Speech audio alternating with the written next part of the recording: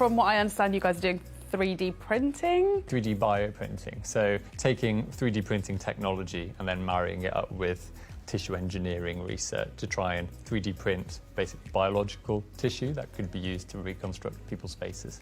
So I'm super excited about this research because I have a prosthetic ear, which I have to have made every year and involves 4 or 5 hours worth of appointments. And if I could have something that was just made and done, that would be incredible. Absolutely. Research is all about the future and impacting patients at the front line. And so what do you think the most important impact is going to be to patients? Yeah, so I guess you could probably dissect that into kind of like shorter term and longer term goals of this type of research. For patients that don't have an ear currently, there are 2 options that patients can pursue broadly. One is having a prosthetic ear like yourself, which is detachable and made of a silicone type material, and they can look absolutely fantastic. But as you alluded to, they are not part of you necessarily, and they can be removed and put back on. The other approach that we do in plastic surgery is reconstructing an ear using your rib cartilage.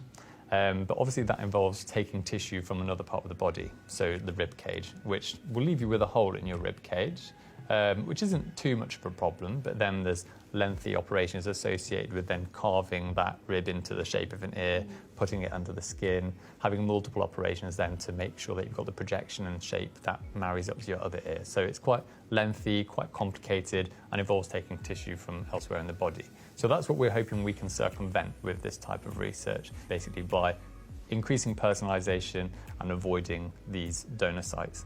That sounds super exciting as a person who's had 5 or 6 operations to try and reconstruct what was there. Yeah. To be able to, like you said, circumvent that would be really, really, really helpful from a patient perspective. And once you've 3D printed an ear, do you think it's your vision that whatever it is, whatever body part you're making will last forever? Once you've made one, that's it, you're done? That would certainly be our aim and what we're aspiring to, that this is a permanent solution. That's amazing.